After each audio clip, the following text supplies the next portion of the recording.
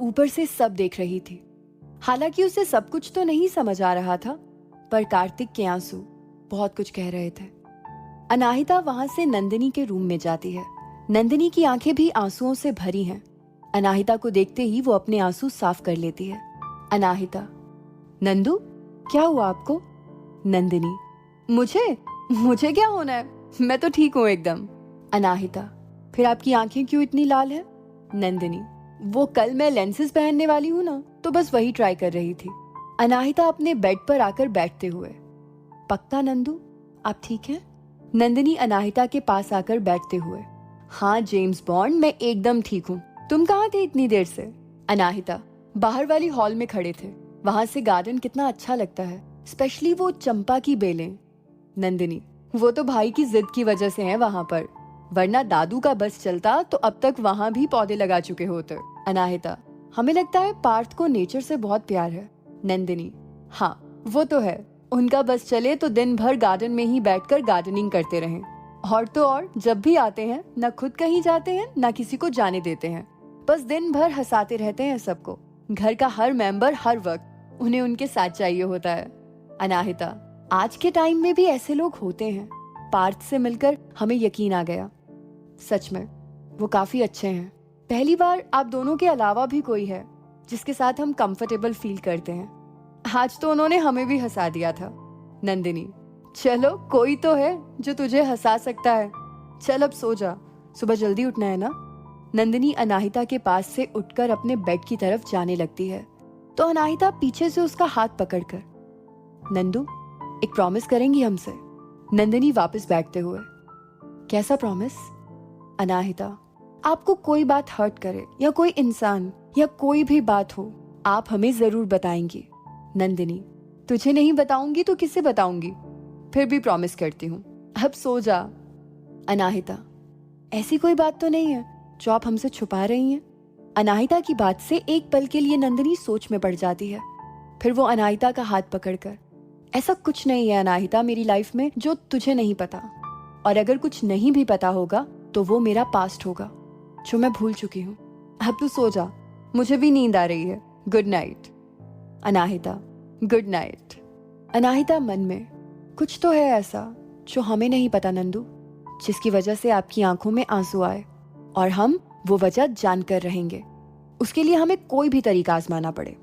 जो हम सोच रहे हैं अगर वो सही है तो आने वाले 2 दिनों में हम आपकी प्रॉब्लम सॉल्व करके ही दम लेंगे, ये वादा है हमारा आपसे।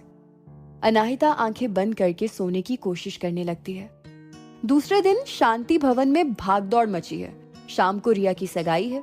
कोई अपने कपड़े की फिटिंग देख रहा है तो किसी के जूते नहीं मिल रहे, किसी के ड्रेस की मैचिंग इयररिंग्स नहीं है तो कोई चाय के लिए बोल रहा है, और कोई तो अपने बालों को ही लेकर परेशान है। सुबह अनाहिता किसी काम से रिया के रूम में जा रही होती है, तभी वो कार्तिक से टकरा जाती है। कार्तिक, धीरे धीरे अनाहिता जी, बंदे को चोट लग सकती है। अनाहिता, सॉरी, वो हमारा ध्यान कहीं और था। कार्तिक जाते हुए, कोई बात नहीं। अनाहिता, कार्तिक सुनिए। कार्तिक जाते हुए मुड़कर अनाहिता के पास आते हुए, हाँ आपने बुलाया मुझे? अनाहिता, हमें बात करनी थी आपसे। कार्तिक, क्या बात करनी थी, बताइए। अनाहिता, अभी नहीं, आप थोड़ी देर में हमें टेरेस पे मिल सकते हैं? कार्तिक, हाँ मिलता हूँ, पहले ये दादू को दे आऊं। हाथ में ली हुई अंगूठी की थाली दिखाते हुए कार्तिक ने कहा। अनाहिता, ठीक है। सारा दिन काम काम में बीत जाता है, ना ही अनाहिता को टाइम मिलता है ना ही कार्तिक को। शाम को अनाहिता फ्री होकर बाहर आती है। अनाहिता देखती है थोड़े बहुत मेहमान आ चुके हैं, लेकिन अभी रिया के ससुराल वालों के आने में 1 घंटे की देर है। वो कार्तिक को ढूंढने लगती है। वो बाहर गार्डन की तरफ आती है। वहां उसे कार्तिक दिखाई देता है। वो कार्तिक की तरफ जाने को होती है, तभी वो देखती है एक लड़की बार बार कार्तिक के हाथों को पकड़कर उसे अपने करीब खींच रही है, लेकिन कार्तिक की नजर किसी दूसरी तरफ है और वो बार बार हाथ छुड़ाने की कोशिश कर रहा है। अनाहिता कार्तिक जिधर देख रहा है उधर देखती है। उसे वहां नंदिनी दिखाई देती है, जिसकी आंखें बस छलकने वाली हो रही हैं, और उसे देख कार्तिक की आंखें भी आंसुओं से भर जाती हैं। अनाहिता कार्तिक के पास जाती है। अनाहिता, कार्तिक, हमें आपसे कुछ बात करनी है। कार्तिक कुछ बोले उससे पहले वो लड़की जानबूझकर कार्तिक की तरफ चेहरा करके खड़ी हो जाती है। ये लड़की सिया है। कार्तिक के पापा और विजय जी के कॉमन फ्रेंड मिस्टर व्यास की बेटी है, जो कि कार्तिक और पार्थ की कॉलेज फ्रेंड भी है। अनाहिता शांति से उसके चेहरे को अपनी तरफ करके वहाँ रखा उसका हैंड पर्स उसके हाथ में देते हुए, आप यहाँ से जा सकती हैं प्लीज।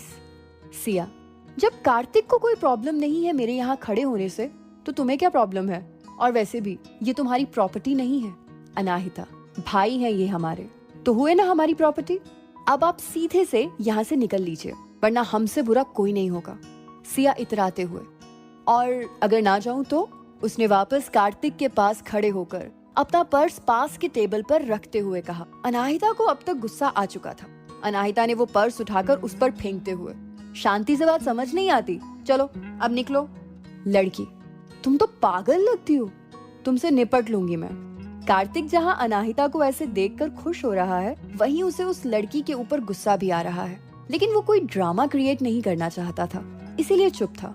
अनाहिता हंसकर कार्तिक की ओर देखते हुए, हमसे निपटेंगी आप? हाँ, अच्छा, हमारा दिमाग पहले से घुमा हुआ है। हम तो चाहते थे कि कोई मिले जिस पर हम अपना गुस्सा निकाल सकें, और आपने हमारे गुस्से को हवा दे दी। अगर आप नहीं चाहती कि हम एक पंच में आपके इस मेकअप पुते चेहरे की बैंड बजा दें, तो निकल लीजिए यहाँ से। अनाहिता की बातें सुनकर वो वहाँ से चली जाती है। अनाहिता कार्तिक की तरफ मुड़ते हुए, माफ कीजिएगा कार्तिक, लेकिन वो हमारी बात शांति से नहीं सुन रही थी, इसीलिए हमें ऐसे बोलना पड़ा। कार्तिक, जो अभी तक अनाहिता की बातें सुन रहा था, अनाहिता की तरफ देखते हुए बोला, सॉरी क्यों बोल रही हो तुम? अभी तो कहा ना तुमने कि मैं भाई हूँ तुम्हारा, तो भाई को सॉरी नहीं बोलते। वैसे भी तुमने बहुत अच्छे से समझाया उसे, अब वो कभी मेरे आसपास भी नहीं फटकेगी। अनाहिता, मतलब आपको बुरा नहीं लगा? कार्तिक, अरे काहेगा बुरा लगा, तुमने तो जान छुड़ा दी उससे मेरी, जबरदस्ती के पीछे पड़ी है, कॉलेज की है, उस पर पापा के फ्रेंड की लड़की, तो झेलना पड़ता है। तुम बताओ क्या बात करनी थी तुम्हें? अनाहिता, कार्तिक वो आप न। अनाहिता कुछ बोलती उससे पहले पार्थ वहां आ गया। पार्थ, क्या हो रहा है यारो? कार्तिक, कुछ नहीं, बस मैं और अनाहिता बात कर रहे थे। वैसे तूने अभी अनाहिता का एंग्री लुक मिस कर दिया। क्या समझाया इसने सिया को? पार्थ, मैं समझा नहीं। कार्तिक पार्थ को सब कुछ बताता है। पार्थ, मतलब आज तो सिया की महा बेइज्जती हो गई। वैसे मुझे आदत हो गई है इनके एंग्री लुक की। कार्तिक, वो किलो के भाव में, कुछ दिन तो वो मेरे आसपास भी नहीं दिखेगी। दोनों दोस्त आपस में हंसते हैं। पार्थ, चल कुछ दिन के लिए तो तेरी जान छूटी। वैसे मुझे हमारी शेरनी से यही उम्मीद थी। क्यों शेरनी? पार्थ ने अनाहिता की ओर देखकर कहा। अनाहिता, हम हमेशा कोशिश करेंगे आपकी उम्मीदों पर खरा उतरने की। दोनों एक दूसरे की आंखों में देखते हैं, कुछ सेकंड के लिए वैसे ही देखते रह जाते हैं। तभी कार्तिक पार्थ को हिलाकर, चल जीजू आ गए। कार्तिक और पार्थ मेन गेट की ओर जाने लगते हैं। पार्थ जाते हुए, अनाहिता सुनो ना। अनाहिता, हाँ पार्थ। पार्थ, कल जो ड्रेस ली थी तुम वही पहनना। अनाहिता मुस्कुराते हुए, ठीक है। पार्थ एक खूबसूरत मुस्कुराहट लिए हुए रिया के ससुराल वालों का स्वागत करने चला गया और अनाहिता रिया के पास आ गई। रिया लगभग तैयार हो चुकी थी। पीच कलर का लहंगा विद गोल्डन ब्लाउज, माथे पर छोटा सा मांग टिक्का, हैवी इयररिंग्स, हाथों में चूड़ियां, फुल ट्रेडिशनल लुक में रिया बहुत प्यारी लग रही थी। रिया को समर, रिया का होने वाला पति, की कॉल पर कॉल आ रही थी। नंदिनी हंसते हुए, दी कहीं कोई एक्स का चक्कर तो नहीं है? कितनी बार कॉल आ चुकी है, आपने उठाया नहीं। रिया, नंदू इस टाइम मजाक मत कर, मैं वैसे ही नर्वस हो रही हूँ। समर का फोन बार बार आ रहा है, क्या करूँ? अनाहिता, दी आप फोन तो उठाइए और नर्वस मत होइए, आज बहुत स्पेशल दिन है आपके लिए और समर जीजू के लिए भी। अनाहिता अभी रिया को समझा ही रही थी कि नंदिनी ने कॉल पिक कर ली। समर, और मैडम कैसी हो? यार मुझे देखना है तुम्हें, सुनो ना। समर कुछ बोलने वाला था, तभी नंदिनी उसे रोकते हुए बोली। नंदिनी, वेट जीजू, मैं नंदू हूँ, दी नहीं। वैसे आप कुछ कह रहे थे। समर, कैसी हो नंदू? नंदिनी, जीजू मैं तो एकदम ठीक हूँ, इतने बेसब्र क्यों हो रहे हैं? दी आ ही रही है। समर, मैं और बेसब्र नहीं तो, मैंने तो तुम्ही से बात करने के लिए फोन किया था। नंदिनी, वैसे क्या बात करनी थी आपको मुझसे? समर, यही कि हमारी प्यारी और खूबसूरत सालियां कहाँ हैं? जब से आए हैं दिखाई नहीं दी। नंदिनी, बात घुमाने का कोई फायदा नहीं है जीजू। आपने कॉल तो दी को किया था। मुझसे बात करनी होती तो मेरे फोन पे करते। वैसे दी लग बड़ी अच्छी रही हैं। समर, तो एक पिक तो बनती है। समर की और कुछ कहने से पहले ही रिया ने फोन ले लिया। Riya, so my dear to be husband, मैं स्टेज पे ही आ रही हूँ, वहीं देख लेना। और अब फोन रखो, मुझे रेडी भी होना है। समर, लेकिन रिया, कुछ नहीं, बाय। रिया फोन कट कर देती है। उसके बाद वो अनाहिता की ओर देखकर, तुम्हें नहीं होना रेडी? अनाहिता, दी हमें ये मेकअप बिल्कुल नहीं पसंद। नंदिनी उसे आईने के सामने बिठाते हुए, पर आज तो करना ही पड़ेगा, ये कहकर उसके चेहरे पर कंसीलर लगाती है। अनाहिता कुर्सी से उठते हुए, हमें नहीं करना ये layer to layer makeup. Nandini उसे वापस कुर्सी पर बिठाते हुए, ठीक है मेकअप मत कर, एटलीस्ट काजल तो लगा ले। अनाहिता, हाँ वो हम खुद लगा लेंगे। तभी राधा जी, अनु जी और रिधिमा जी कमरे में आती हैं। अनु जी रिया के कानों के पीछे काजल लगा के, हमारी बच्ची को हमारी ही नजर न लग जाए, कितनी प्यारी लग रही है। वैसे तो माँ के प्यार को तोला नहीं जा सकता, लेकिन रिया को राधा माँ से ज्यादा अन्नू जी प्यार करती थी। राधा जी, रिया बेटा बाहर चलो, हॉल में आपकी सासू माँ आई हैं, उनके यहाँ कोई रस्म है जो वो पूरी करना चाहती हैं। मुक्ति, कैसी रस्म बड़ी माँ? राधा माँ, होने वाली दुल्हन को सगाई में उसकी सास फूलों का गहना पहनाती है। मुक्ति, पर दी ने तो कितना कुछ पहना है, और इन सब में वो कितनी प्यारी लग रही हैं। अन्नू जी मुक्ति के सर पर चपत लगाते हुए, झल्लो रानी, वो इसके ऊपर से पहनाएंगी वो सब। अब चलो तुम सब रिया को लेकर। नंदिनी, माँ आप दी को लेकर चलो, अनाहिता रेडी हो जाए, बस मैं आ रही हूँ। राधा जी, जल्दी आना, इस रस्म के बाद तुरंत स्टेज पर जाना है। नंदिनी, हाँ माँ मैं बस आ रही हूँ। राधा जी और बाकी सब रिया को लेकर हॉल में आते हैं, जहाँ रिया की सास, उसका देवर और परिवार की कुछ औरतें बैठी हैं। रिया सबके पांव छूकर वहीं बैठ जाती है। उसकी सास रिचा जी उसे फूलों की ज्वेलरी पहनाती हैं, जैसे हाथ फूल, कमरबंद, पायल, हार। इन सब को पहनने के बाद रिया और भी प्यारी लगने लगती है। तभी पार्थ और कार्तिक आते हैं। पार्थ, माँ मुहूर्त का टाइम हो गया है, रिया दी को लेके चलिए। राधा जी, नंदिनी और अनाहिता को तो बुलाओ। मुक्ति, हम बुला कर लाते हैं।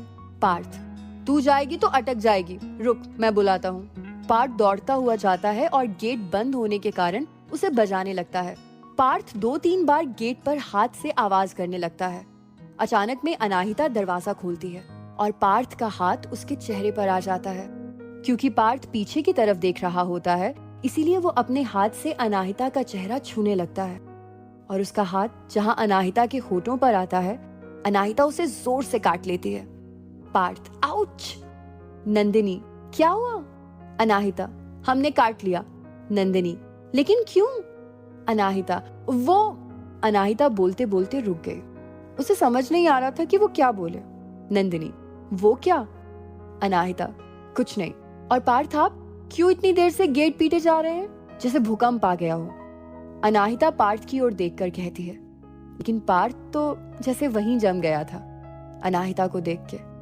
अनाहिता ने ब्लैक गाउन पहना था, जो स्लीवलेस होने के साथ डीप बैक का था। उस पर उसकी नीली आंखों में काजल, कमर तक आते उसके खुले बाल और होंठों पर हल्की पिंक लिपस्टिक उसकी खूबसूरती में 4 चांद लगा रहे थे। इस वक्त वो इतनी प्यारी लग रही थी कि कोई भी उसे देखकर पागल हो सकता था। पार्थ के ना सुनने पर अनाहिता उसके सामने चुटकी बजाते हुए उसे बुलाने लगी, पर पार्थ तो सुनने का नाम ही नहीं ले रहा था। तभी पीछे से कार्तिक आया और पार्थ की पीठ पर मुक्का जमाते हुए बोला, भाई सगाई आज ही है, तू बुलाने आया था यहाँ या स्टैचू स्टैचू खेलने? कार्तिक के घूंसे के पड़ते ही पार्थ को होश आ गया। पार्थ, अनाहिता और नंदिनी, तुम दोनों को माँ बुला रही है। कार्तिक, अब तक क्या कर रहा था? पार्थ, बाद में बताता हूँ, अभी चल जल्दी, वरना मार पड़ जाएगी।